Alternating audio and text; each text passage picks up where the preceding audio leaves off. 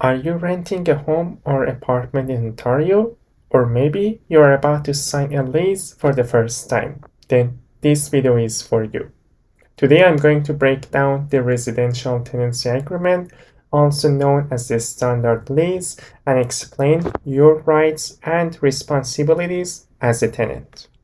Hello and welcome to Toronto Condo Hub. My name is Dr. Marco and I'm your trusted real estate professional here in Toronto. Today, we are going through your rights and responsibilities as a tenant when signing an agreement with your landlord or landlady. Let's get into this. First things first, as a tenant, you have different rights that are applied to you. Most importantly, all tenants have the security of tenure, which means that tenants are entitled to occupy the rental unit after the initial term specified in a rental agreement ends. That means that as a tenant, the tenancy may be terminated only when one of the following conditions are met. 1. As a tenant, you decide to leave and give notice. 2nd, the landlord and tenant, they both agree to terminate the tenancy. And lastly, the landlord gives notice for a reason that's permitted under the Residential Tenancy Agreement and the tenant moves out. If the tenant doesn't move out, then the landlord must apply to the board for an order, which is usually a lengthy process. But for this video, I want to highlight some of the major components of the Residential Tenancy Agreement that you need to focus on. Having said that, it's your responsibility to read all the agreement, and that's going to be the responsibility of your agent who explains to you everything that you need to know before starting a new agreement. So let's get into this. The standard form of lease is a document that the Ontario government created to make rental agreements easier to understand. It's mandatory for most residential rentals, including apartments, condominiums, and basement units. But excluding are homes, mobile home parks, and cooperating housing, and also some type of social housing. This lease is based on the Residential Tenancy Act, which was enforced in 2006, and any clause that tries to remove your rights under the Act is void and unenforceable.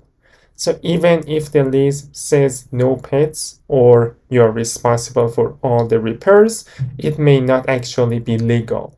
So keep that in mind. Also, the Ontario Human Rights Code protects you as the tenant from discrimination in housing based on the things like race, gender, religion, family status, and more.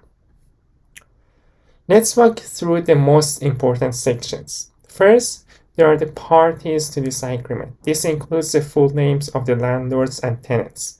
If your name is not on the lease, you might not have full legal protection. So make sure that you put the name of all the residents in this section. The second one is the rental unit. It describes the exact unit that you're renting, including the parking space, if there is any. If it's a condominium unit, you must follow the building's condo rules, and your landlord should provide them to you. There is also the third section about the contact information notices, that the landlords must give you an address for sending notices, and both parties can agree to communicate via email. So it's important that you ask the landlord to provide this information because that's their responsibility. Section 4 is about the term of tenancy. So the leases can be for a fixed term, like 1 year, or month to month. It's important to note that even if your lease ends, you don't have to move out. It automatically becomes a month-to-month tenancy unless you or the landlord give proper notice. Section 5 is about the rent. You'll see how much rent is due, what it includes, and how it's paid.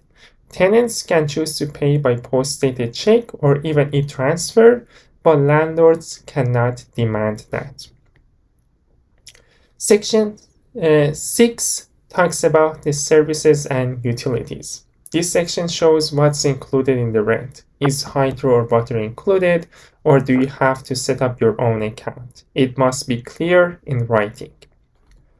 Then if we move on to section 7, that's about the rent discounts, which is not very common here. Some landlords, they offer discounts, for example, if you pay early, but it has to be clearly stated, and this is not a common practice. Section 8, which I received a lot of questions about, is the rent deposit, which means landlords can ask for 1 month of rent as a deposit, but only that deposit needs to be used for the last month's rent, not as a damage deposit. They also owe you the interest every year on that deposit, so keep that in mind. If you're staying in a place for a long time, you can actually, at the end of the tenancy, you can ask for the interest that they've accumulated for the deposit that you paid to them. Section 9 is about the key deposit. This must also be refundable and can't be more than the cost of replacing the keys. So if you've received an agreement that asking you to provide $500 for as a key deposit, that's not legal, and you can argue with that.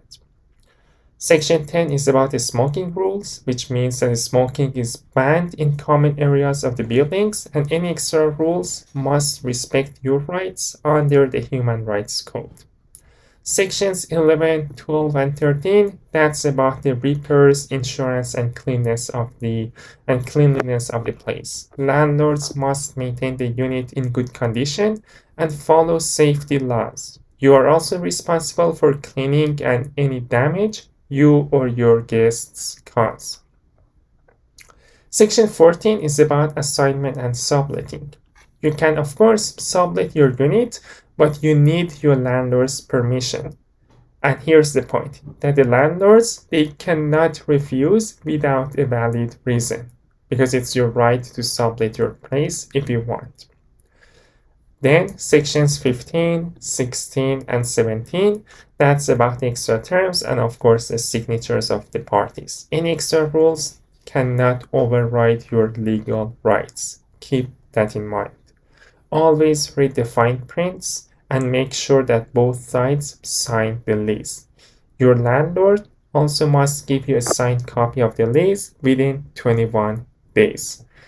So you know that there are some fine prints and some details into this residential tenancy agreement, and the role of a knowledgeable real estate professional would be to help you, to educate you, and to protect your rights as a tenant.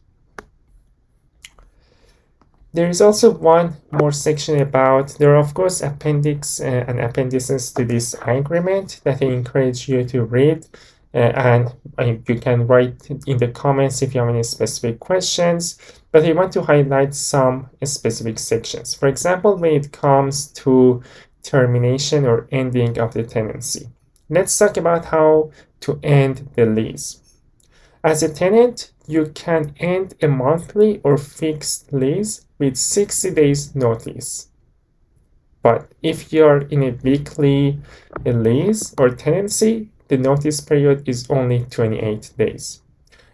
Keep that in mind that in some special cases like domestic violence, tenants can end the lease with just 28 days notice, no matter what the terms are. Also keep in mind that landlords cannot just evict you. They must follow strict rules, give proper notice with official forms, and go through the landlord and tenant board. And if the hearing is held, you also have the right to attend and defend yourself. Only a court sheriff can physically remove you, not the landlord. And keep in mind that illegal evictions can result in fines up to $50,000 for the landlords. So there are strong rules to protect your rights as a tenant here in Ontario. I like to conclude by saying that always read your lease carefully and never sign something that you don't understand. And don't be afraid to ask questions. But most importantly, Make sure that you're working with an agent who's knowledgeable and who's dedicated to protect your rights as the tenant here in Ontario. Because a knowledgeable agent who's familiar with all these rules and regulations, they can help you a lot and make the whole process very smooth and easy for you so you can stay in your ideal place for as long as you want.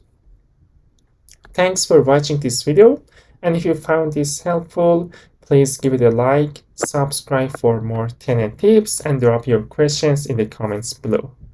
So let's make renting in Ontario fair and transparent for everyone. This was Dr. Marco from Toronto Condo Hub, and until next time, take care.